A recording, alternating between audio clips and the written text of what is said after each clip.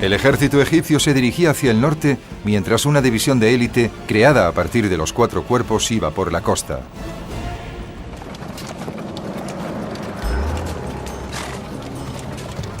A finales de mayo, Ramsés estaba a solo una jornada de camino de Kadesh. Dirigía el cuerpo de Amón, que llevaba una ventaja de bastantes kilómetros sobre el resto del ejército. Poco después del alba levantó el campamento y partió para llegar a la ciudad al anochecer. Aunque los 2 soberanos sabían que la batalla iba a librarse, ninguno de ellos sabía exactamente cuándo comenzaría ni dónde se encontraba el ejército enemigo. Esa misma noche los soldados de Ramsés encontraron a 2 beduinos que, al ser preguntados sobre el ejército hitita, dijeron que no lo habían visto. Cuando Ramsés supo que los hititas no estaban cerca, creyó que sus mejores deseos se habían hecho realidad. Allí estaba Kadesh, podía entrar y tomarla. Ramsés se sintió aliviado. Tenía tiempo suficiente para que sus hombres comieran y descansaran y esperar la llegada de los otros cuerpos. Montó su tienda y se sentó en un trono de oro. Pero le aguardaba una gran sorpresa. A la mañana siguiente sus hombres capturaron a 2 exploradores hititas que al principio se negaron a hablar. Pero tras un duro interrogatorio fueron llevados ante Ramsés y confesaron la verdad. El ejército hitita no estaba a días de distancia. Eran más numerosos que la arena a orillas del río y estaban esperando tras una colina cercana. Ramsés quedó horrorizado. Los hititas estaban tan cerca que podían atacarle y él solo disponía de un cuerpo de tropas. 5.000 egipcios contra Muwatalli y sus 40.000 hititas. El hecho de saber lo que ocurrió a continuación es lo que hace que la batalla de Kadesh sea tan importante.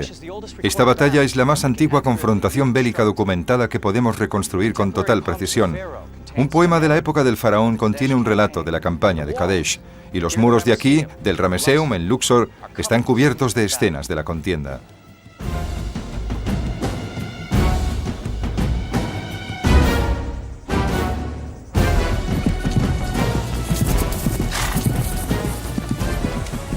Ramsés envió mensajeros a los otros 3 cuerpos para ordenarles que se apresurasen a ir a su encuentro en Kadesh.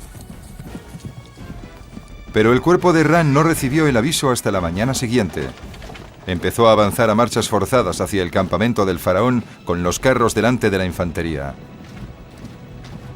Pero cuando se hallaba cerca, centenares de carros hititas salieron de sus escondites y atacaron la columna de infantería egipcia. Debió de ser un auténtico caos. Pesados carros hititas desde los flancos contra un cuerpo de ejército que no estaba formado en orden de batalla. Innumerables flechas, espadas pesadas, gritos que helaban la sangre y una muerte repentina que caía desde el cielo. El cuerpo de Ra se vino abajo. Muchos soldados tiraron sus armas y escaparon. Los hombres que debían rescatar al faraón habían huido. Ramsés estaba atrapado con solo una cuarta parte de sus tropas. Era cuestión de tiempo que el ejército hitita lo venciera.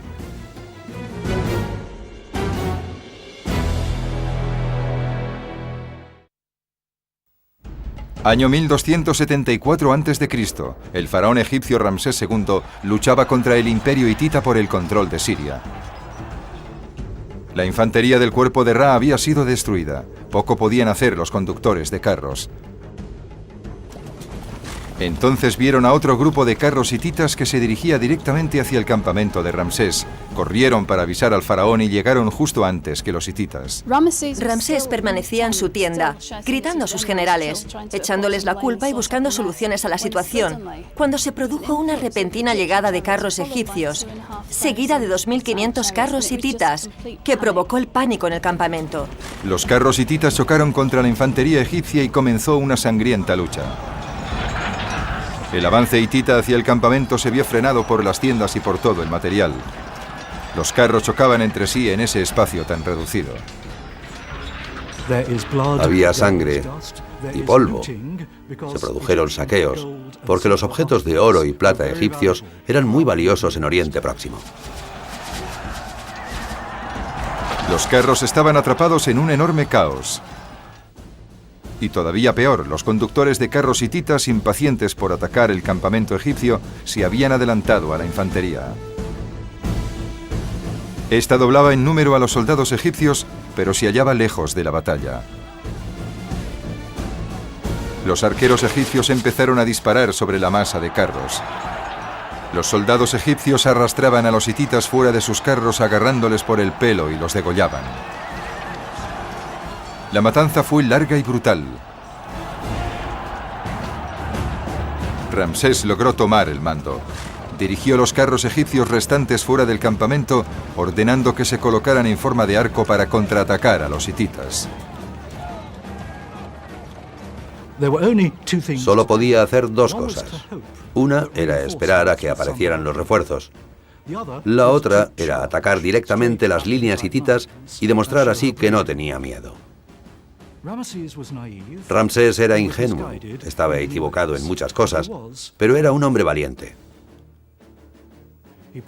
Rezó al dios guerrero que identificaba con su padre y le rogó que no le abandonara en ese crucial momento. Después atacó. La suerte decididamente estaba al lado de Ramsés. Justo entonces llegaron los carros de la división de élite que venían por el camino de la costa y se unieron a la batalla. Se habían adelantado, dejando atrás a la infantería. Ramsés pasó de estar en una posición de clara desventaja a disponer de tropas de élite en la lucha, que desconcertaron a los hititas, pues no conocían su presencia en la zona. De repente, el escenario de la batalla cambió por completo, porque los hititas no tenían ni idea de cuántas tropas egipcias más había en los alrededores. Los grupos de carros hititas estaban exhaustos y caían destrozados por las potentes flechas de miles de arcos egipcios. Los carros egipcios eran más ligeros, más rápidos y más estables que los de sus enemigos. Manteniéndose fuera del alcance de las lanzas hititas, arrojaban ráfaga tras ráfaga de flechas contra los apretados carros enemigos.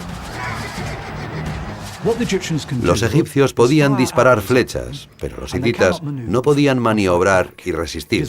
Fue una auténtica matanza. Cada vez que los hititas intentaban atacar a los egipcios, tenían que retroceder ante sus flechas. No podían hacer otra cosa que escapar. Su retirada se convirtió en una huida hacia la seguridad. Los carros destrozados y los caballos moribundos yacían por todo el campo de batalla. Los soldados egipcios escudriñaban entre los carros y acababan con los soldados hititas que seguían con vida. Cuando un soldado egipcio mataba a un hitita, le cortaba la mano derecha. Las manos se llevaban ante el faraón como prueba de la victoria. Tras la batalla se contaban las manos para calcular el número de enemigos muertos. La estrategia militar egipcia casi les había hecho perder la batalla. Miles de soldados se habían separado a lo largo de kilómetros de desierto. El faraón no había conseguido reunir a la totalidad de sus tropas ni lanzar todo su poder militar contra los hititas. Pero las cosas habían resultado peores para Muwatalli. Había llevado 40.000 soldados de infantería hitita a Kadesh, pero ninguno participó en la lucha. Tanto él como Ramsés habían librado una batalla completamente diferente a la que habían planeado. Ramsés, con un ejército tan pequeño, no podía mantener bajo su poder ese territorio sirio y volvió a Egipto. Acabó firmando un tratado de paz con los hititas. Más tarde se casó con 2 princesas hititas. Eso trajo la paz y la prosperidad a la zona durante los siguientes 90 años. Creo que a partir de las inscripciones de la batalla de Kadesh, podemos saber que Ramsés se apartó de la mitología, dejó de ser un semidios y se convirtió en un hombre asustado en un campo de batalla que logró salir de esa situación tan peligrosa. Si los hititas hubieran vencido, toda la zona de Palestina habría caído en su poder. Muchas partes de la Biblia están relacionadas con Egipto. No habríamos tenido nada de eso. Ni siquiera tendríamos la Biblia tal y como la conocemos. Puede que se hubiese escrito en hitita. Ramsés gobernó durante casi 70 años más, dándole a Egipto un período de estabilidad poco corriente. Durante su larga vida tuvo 200 mujeres, 96 hijos y 60 hijas. Continuó teniendo suerte. Durante su reino el Nilo se desbordaba regularmente, trayendo buenas cosechas. Pero en el 1274 a.C. se ignoraba todo eso. Ramsés sabía que la batalla de Kadesh había supuesto un hito importante para hacerlo posible. El joven faraón se había ganado una gran reputación y había sabido proteger las fronteras de Egipto. No deseaba que su pueblo lo olvidara. Ordenó que en los muros de su templo, aquí en Luxor, en el Ramesseum, se esculpieran escenas de la batalla. Actualmente, más de 3000 años después, la gente llega de todo el mundo para leer aquí la historia de Ramsés y la batalla de Kadesh.